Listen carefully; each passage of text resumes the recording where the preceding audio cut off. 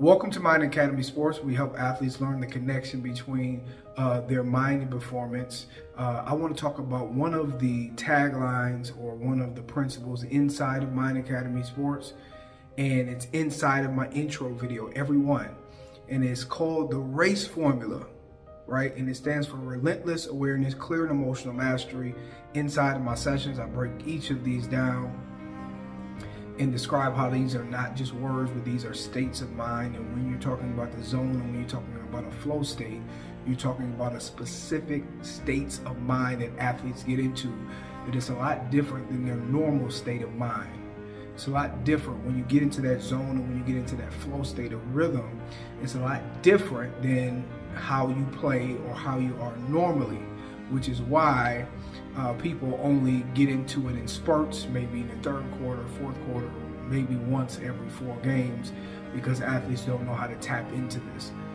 Contrary to popular belief, this flow state is something that can happen every single game. Your mind is a computer. Your mind is perfect, right? You can program perfection within it because it's already perfect. It's control. It's responsible for beating your heart. It's responsible for blinking your eyes. You don't have to manually ask for that thing to happen. So this whole notion of I just have a good day today, and one time or the next day just had a bad game, and that's just the way it works. That's because people don't know how to take control.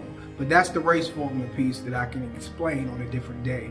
But underneath that RACE formula, it's called the ego is the enemy. The ego is the enemy. Listen, I've been doing this for 7 years, mental training online, helping athletes overcome any mental block and build confidence. And I'm telling you, without a shadow of a doubt, I have probably a 98% success rate. I'm just like, it's really, really easy for me to help athletes get results. Now, the 2% of people who do not get results are the people who do not sign up. If you don't sign up, then you won't get results. But the other people are, and I'm telling you, they're high-level athletes. The other one person in particular, he played in the Big Ten. I won't reveal the school. Basketball, 7-foot player. And I told him, I said, you've got a big game coming up. This was the first session. We didn't do any transformation. We didn't do any change work. But the next session, we are going to go all in. I said, it's your responsibility to get back in contact with me to make this thing happen. He didn't do it. The next time that I seen him, I promise, his teammate was on Sports Center and he hit a game winner and he was at the edge of the bench sulking, and he was a starter. So that was one instance. The other person was a Big Ten player. I won't reveal the school, but when we were doing the session, I had this notion that he already thought that he knew. He was questioning the different advice that I was giving him. Even just different advice that I was giving him. He was questioning every bit of it. I'm thinking, dude, you are the one who lost your position. You the one who lost your position. I'm trying to tell you the way to go. So I say the ego is the enemy because it's in your way, right? It's in your way. Now, what does the ego say? The ego says, I can do this by myself. Man, the ego says, I don't need any help. The ego says that it may want information, but it does not want it from necessarily the person that's sitting in front of them. It may want the information, but it will only want the information from who it wants it from or who they respect, right? So one of my favorite interviews is when Allen Iverson, he was on with Shannon Sharpe, and he said, I developed my crossover from the 12th man on the bench at Georgetown. The crossover that made him really, really effective, he developed it from a guy who never played. Now, most people would think that's flat out crazy. How can you develop your crossover? Wasn't it a professional? Wasn't it some coach or guru who taught you? But no, he was humble. He was humble enough to actually receive the information. Many people think humility is how you look. Many people think humility is saying yes, sir, no, sir, and in a certain degree it is. But people can get confused, and they'll think because you come across a certain way, you got swag about yourself, then you are not humble. But humility is the ability to ask questions, right? So Kobe Bryant wouldn't come off, especially when he was wearing a number 8, as being humble. But that's because people were not paying attention. At half court, he was asking Gary Payton questions. At half court, he was humbling himself and asking Michael Jordan questions. It takes humility to be able to humble yourself and ask a question, right? To the greatest player. Many people, no, I'm just going to do my thing. But he was saying, hey, man, how do you do this? He was willing to ask a question, right? Me, myself, personally, I struggled for years, and I was just like, man, I know I have this ability to increase my vertical jump. I have this ability to have speed, to have explosion, to run that 4.4. But I was running a 4.6 at 19 and 20 years old when my counterparts at the school I was running at ran a 4.3. And he eventually ran a 4.2. And I'm sitting here running a 4.6. And I was frustrated. And I had other professionals that I was working with.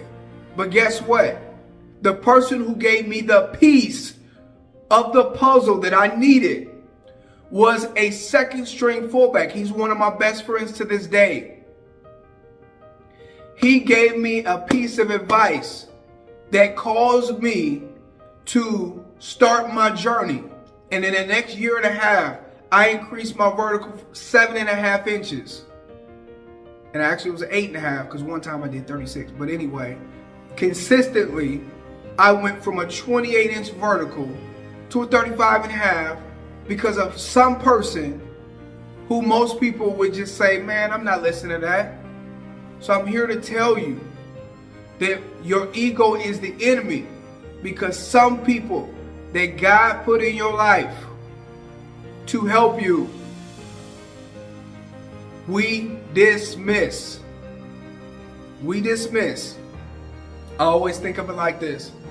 If I'm trying to go to the next level and I'm trying to be a professional player, if I'm trying to go to the next level and I'm trying to be a Division I player, if I'm trying to go to the next level and I'm trying to make my high school basketball team, I think, and I believe this with my whole heart, about 65 to 70% of the information that you need is going to come from the blue check marks.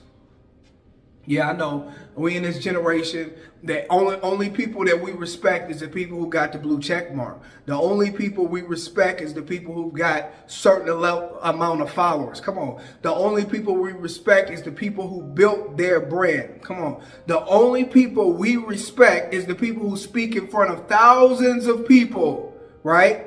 Now that may not be your blue check mark. Man, we warped in this generation. That may not be your blue check mark.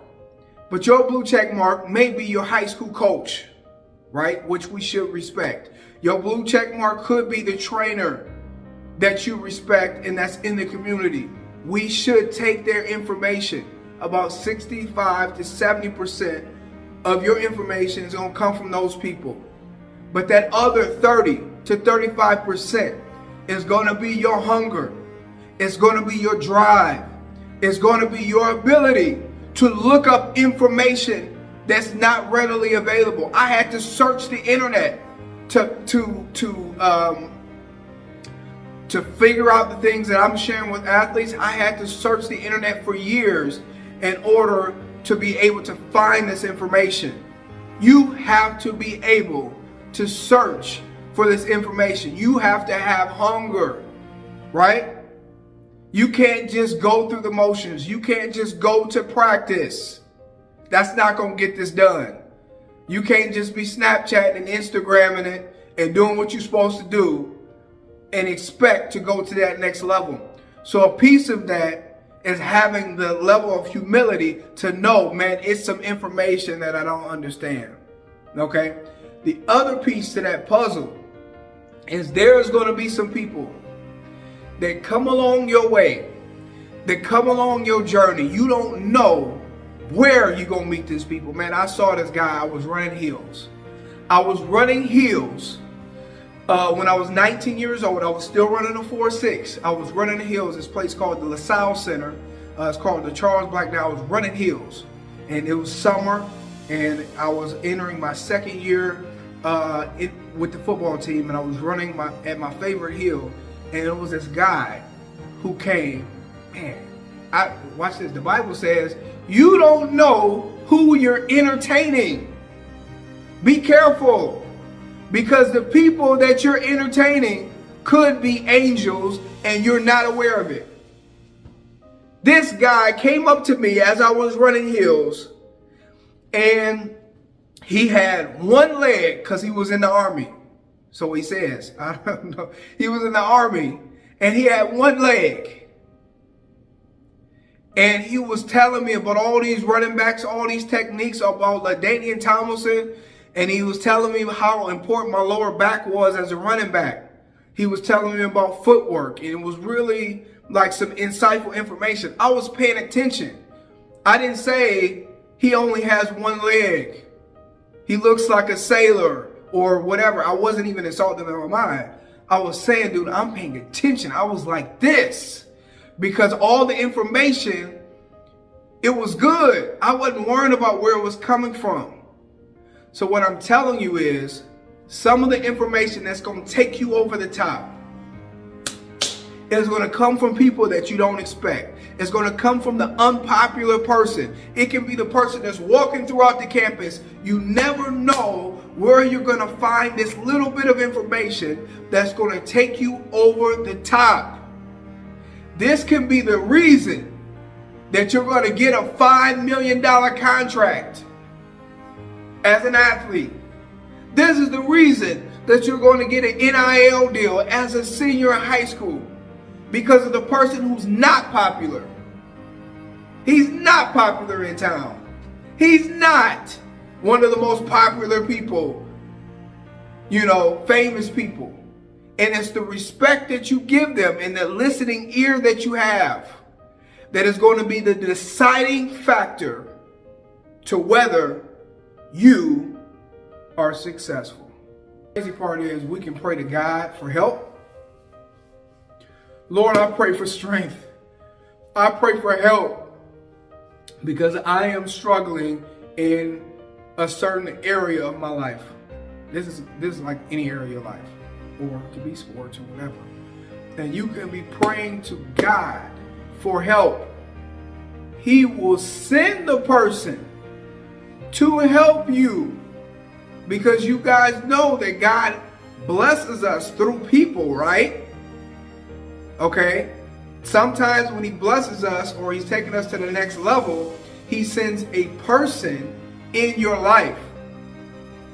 The reason he sends the person in your life is because he has given them something along their journey specifically to help you or to help others with the same situation.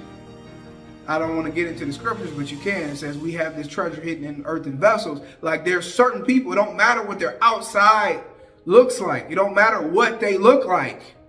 It don't matter what they got going on. It's saying that God has given this person a certain level of wisdom, information to help bring you to the next level. And he can bring that person at the right place, at the right time. And sometimes it's at a time we don't think it's not a good time for us. It's too late. And that's how God operates anyway, ain't it? It's too late on our schedule. It's not on our schedule. It's not on our time. It's not what we want right now. We're not looking for it. But it's the person that God is sending to help us with this particular situation. So that was really burning. The ego is the enemy, and it's the reason that I'm not getting to my next level. I always tell people this: in order for you to go to the next level of transformation, you got to get past this ego. The transformation is past the ego part of you. Okay? So that's why I think, and I always tell athletes that I work with, I said, you are special. And I'm not kidding. People think that I'm lying to them when I say you are special, because I have seen people who are more talented or less talented or whatever, and they will have the information. Their parents will call me and say, listen, I want to do this, but my son or daughter doesn't. They don't want to do it because they're at that stage where they think they know or they can do it. It's all good. I've had situations where the kid absolutely did not want to do it. It's in my testimonials. The kid did not want to do it. He told his dad, no way, I'm not doing it. First he thought I was old. He said, I ain't going to no old geezer to sit down and to work on my head. I'm not doing it. But the first day, he went into his dad's room and said, that was one of the greatest things that ever happened. I'm so glad that I did it. You know, he was relatable. I transformed in ways that I never did before, and I'm just so happy that I did it. But for you to stick with the process and for you to be humble and say, you know what, let me see what this is about. It takes a special individual. All right. That's all I have. This is probably one of the longest videos I did. But I just want to say, guys, if you want to make it to your next level, right? Whether it be physically, whether it be mentally, whether it be another goal, something that's standing in your way is your ego. And it's saying that I got it. It's saying I don't need any help. It's saying I can do it by myself. And it's saying that I'm going to choose who I'm going to get this information from. And you never know who God is going to send to help you with that. And it's having the lack of hunger to be able to look for the information. So, guys, I'm ending this video. If you have been moved by this, if you've been touched by this, get in touch with me. Look at all the videos that I have underneath. And I always want to leave you guys with this, that you are only one thought away from your next greatest performance.